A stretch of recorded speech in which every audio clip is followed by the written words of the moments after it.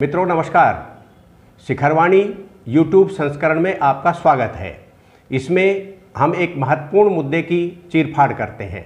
आज का हमारा मुद्दा है पेगासस जासूसी मामले में संसद को ठप करना कितना जरूरी, कितना व्यवहारिक है। शीर्षक है जासूसी जरूरी या हंगामा मजबूरी। संसद का सत्र चल रहा है, 2 दिन हो गए हैं।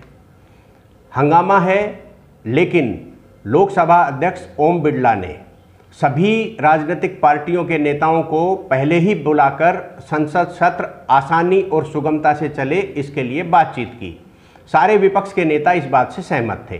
संसद आसानी से चलेगी, लोकसभा में वो काम होंगे जिसके लिए संसद का गठन किया गया था। लेकिन जासूसी का एक ऐसा बम समाचार पत्रों के माध्यम से सत्र के एक दिन पहले फूटा कि विपक्षी नेताओं के घोड़े संसद में तेजी से हुंकार के साथ दौड़ने लगे।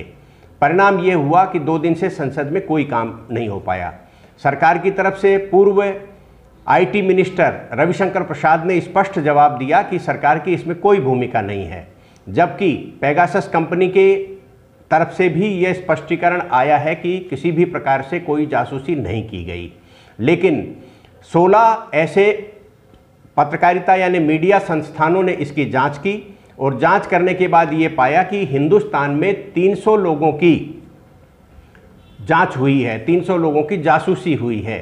लेकिन इन 300 लोगों की जासूसी में केवल एक व्यक्ति ऐसे हैं, प्रशांत किशोर पीके, जो राजनीतिक मैनेजमेंट के लिए काम करते हैं। उन्होंने अपना मोबाइल फॉरेंसिक जांच के लिए सौंपा है, जिसमें ये सिद्ध हो सकेगा कि इनके यहाँ पेगासस सॉफ्टवेयर के माध्यम से इनके मोबाइल में कोई छेड़छाड़, हैक करके या अन्य प्रकार से इनके कोई खुफिया जानकारी ली गई। लेकिन जो नामचीन राजनेता हैं और अन्य प्रकार के जो पत्रकार और लोग हैं, उन्होंने अपने मोबाइल की जांच अभी तक नहीं कराई। अब हमें ये समझना होगा कि आखिर ये मामला क्या है।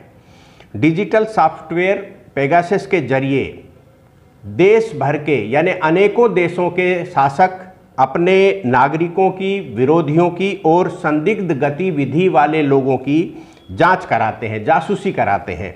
और इस जासूसी के तहत ये समझ में आता है कि विरोधी गतिविधियां किस प्रकार से चलती हैं। अब सवाल ये उठता है कि ये गुप्तचर जासूसी क्या कोई नई बात है? तो प्राचीन भारत के इतिहास से आज के इतिहास तक हम ये महसूस करते हैं कि गुप्तचर व्यवस्थाएं थी। जब युद्ध राजाओं के बीच में होता था तब गुप्तचर एक दूसरे की सूचनाएं लेते थे। सैन्य शक्ति का, ताकत का अंदाजा होता था। घुड़सवार सैनिकों की और गोला बारूद की जानकारी एक दूसरे के आदान प्रदान करता था, जिसके कारण ये गुप्तचर व्यवस्था हमेशा रही है। आज भी जब हम देखते हैं तो लोकतांत्रिक इतिहास में हमारे पास भी अनेकों ऐसे प्रमाण हैं जब गुप्तचरी जासूसी व्यवस्था हुई। पूर्व राष्ट्रपति ज्ञानी जैल सिंह की जासूसी की बात हम सब लोगों को पता है। तब भारत के प्रधानमंत्री राजीव गांधी थे। वित्त मंत्री रहते हुए डॉक्टर प्रणब मुखर्जी जी की जासूसी हुई, उनके कार्यालय में जासूसी हुई। उन्होंने लोकसभा में इसके बारे में स्वयं उल्लेख किया कि मेरे कार्यालय में चिप लगाए गए हैं। तब मनमोहन सिंह भारत के प्रधानमंत्री थे। ये हम सबको पता है कि जब भी कोई राज्य का मुख्यमंत्री या प्रधानमंत्री, उसकी दिन की शुरुआत ही तब होती है जब गुप्तचर सेवा के अधिकारी उनके कार्यालय को या उनको रूबरू बैठ करके कार्यालय को की बजाय स्वयं मुख्यमंत्री या प्रधानमंत्री को गुप्त सूचनाएं देते हैं, जिससे के बाद वो अपने दिन भर की योजनाओं को अंतिम चरण देते हैं।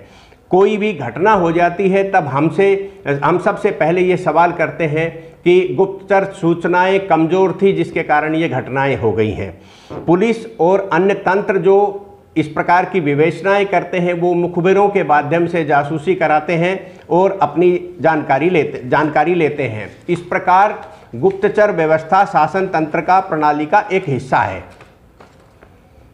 जिनकी जासूसी की जाने की चर्चा है, उन लोगों के बारे में विचार करने की इतनी ज़रूरत है। क्या शासन तंत्र या सरकार इनकी खुफिया निगरानी करे या नहीं करे?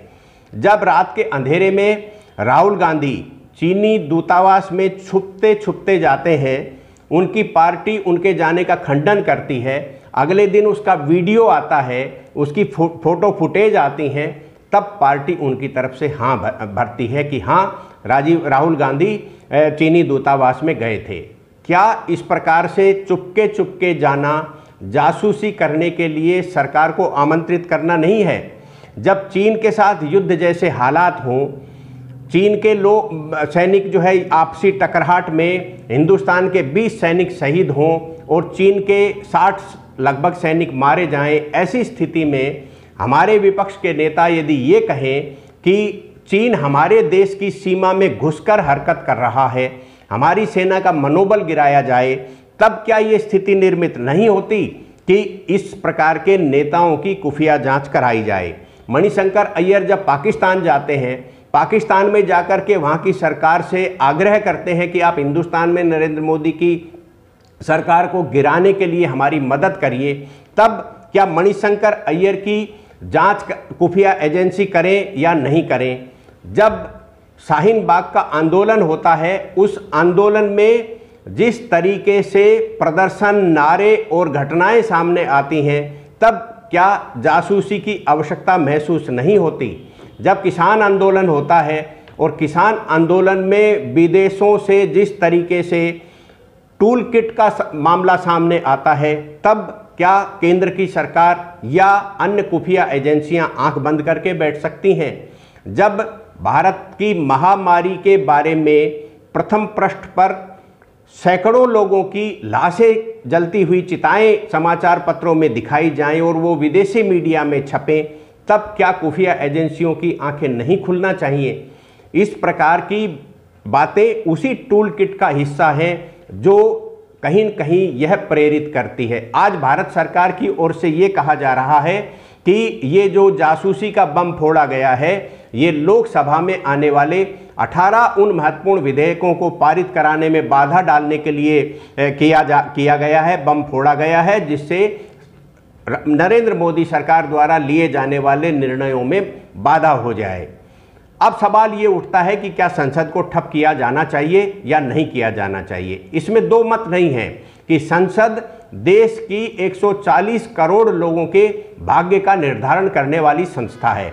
देश के 140 करोड़ लोगों के प्रतिनिधि उस संसद में बैठते हैं।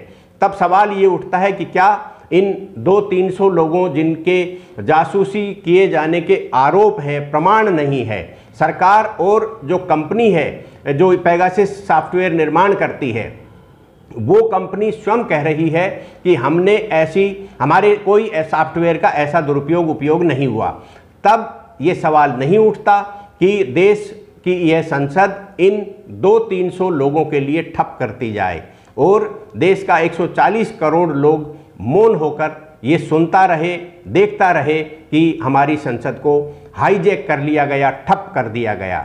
तब यही सवाल हम सब लोगों के सामने रहेंगे कि जिस तरीके से टूल किट के माध्यम से सरकार को कमज़ोर करने के लिए, सरकार के निर्णयों को धूमिल करने के लिए बार बार प्रयोग हो रहे हैं, ठीक वैसा ही प्रयोग ये पेगासस जासूसी कांड का सामने आ रहा है। शिखरवाणी के YouTube संस्करण में आज के अंक के लिए इतना ही। मुझे सुरेश शर्मा को इजाज़त दीजिए। नमस्कार।